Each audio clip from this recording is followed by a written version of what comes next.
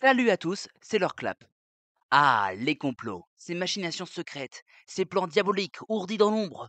On imagine toujours des génies du mal préparant des plans parfaits, genre avec des cerveaux aussi gros que l'ego de Napoléon. En fait, non. Mais voilà, pas toujours. Parce que oui, faut pas croire que tous les complots sont des chefs-d'œuvre de manipulation. Parfois, tu te demandes même si ces mêmes personnes avaient bien révisé leur manuel du parfait petit comploteur avant de passer leur examen.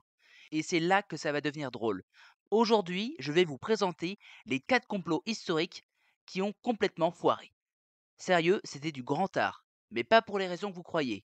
Entre mauvaise stratégie, trahison et gros ratage, ces tentatives auraient pu changer le cours de l'histoire, mais c'était pas le cas. Ah, bah, bon sang. Enfin, c'est de la bouillie, tout ça. C'était pas mauvais, c'était très mauvais. Voilà, exactement. Donc allez, c'est parti. Mais avant tout, n'hésitez pas à vous abonner, à liker et à commenter la vidéo.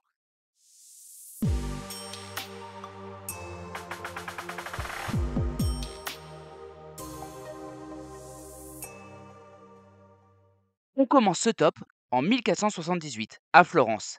À cette époque, la ville est partagée entre les Médicis et les Pazzi. Sauf que les Pazzi en ont plus qu'assez de la domination de leur rival et voudraient s'en débarrasser. Et en plus, ils avaient la chance d'avoir le soutien du pape de l'époque, Sixte IV, qui n'aimait pas trop non plus les Médicis et leur envie de mettre un des leurs sur le trône papal. Leur cible principale, Lorenzo de Médicis, dit le Magnifique, sympa comme surnom, et son petit frère Giuliano.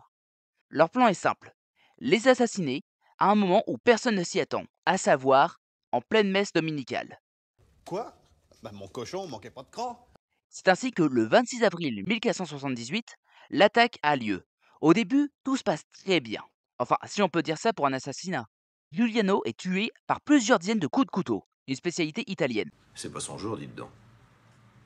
C'est jamais son jour. Mais problème, Lorenzo, lui, parvient à s'enfuir avec simplement une légère blessure.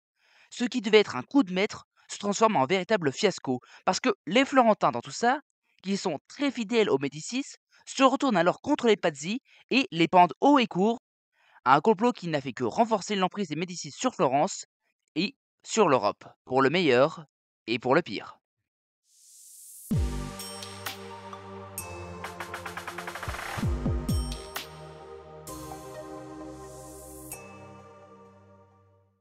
Rome, 63 avant Jésus-Christ. Avant que ça ne soit un empire, Rome était une république dirigée par le Sénat. Et Catilina, un noble romain en faillite, était alors dégoûté de ne pas avoir été nommé consul. Du coup, en bon rancunier, il se dit qu'une bonne série d'assassinats serait un moyen idéal pour prendre le pouvoir.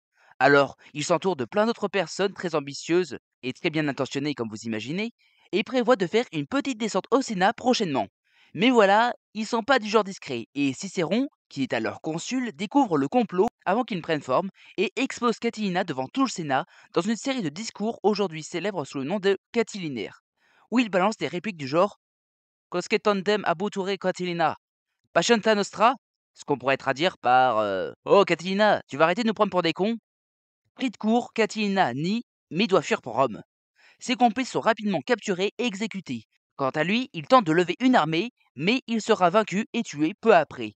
Catilina a été humilié et son coup d'État a été un échec complet, étouffé avant même d'avoir commencé.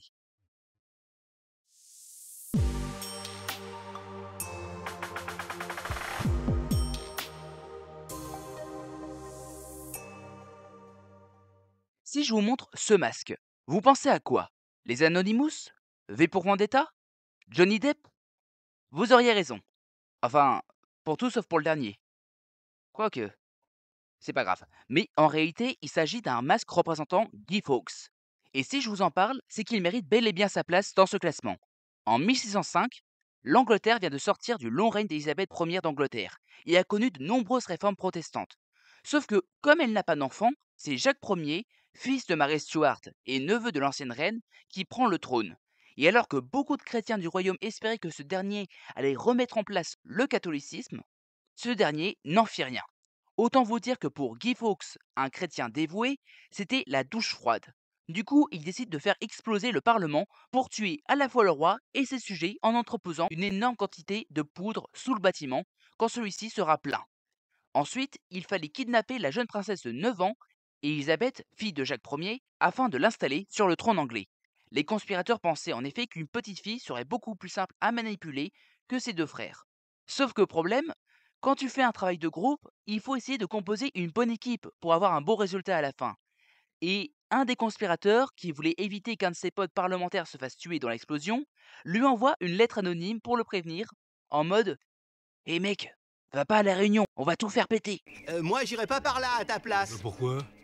Je sais plus. Il y avait une raison.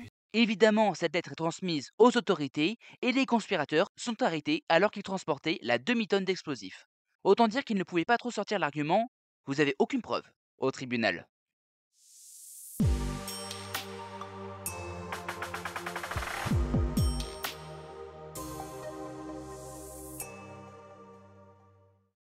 Napoléon.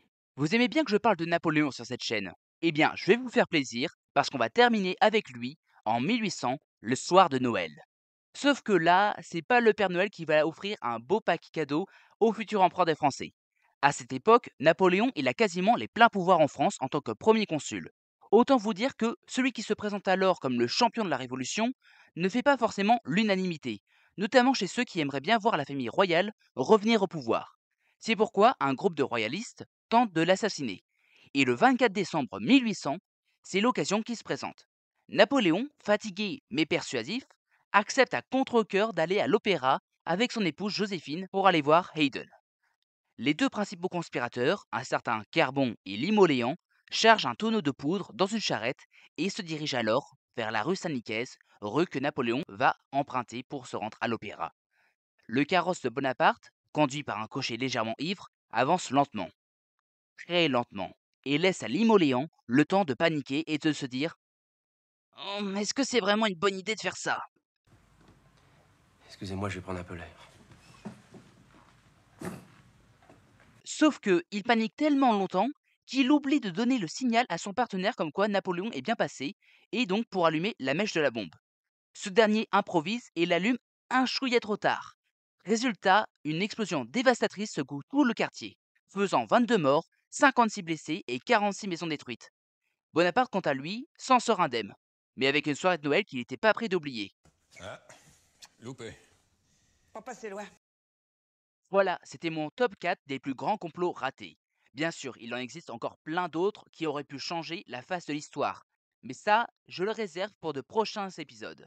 Entre les Pazzi, Catilina, Guy Fawkes et les royalistes de l'attentat de la rue Saint-Nicaise, ces échecs montrent bien que les plans les plus machiavéliques peuvent foirer pour des détails imprévus. Si cette vidéo vous a plu, n'oubliez pas de vous abonner et on se retrouve pour de nouvelles aventures fascinantes. Moi je vous dis à la prochaine, salut tout le monde, c'était Lord Clap.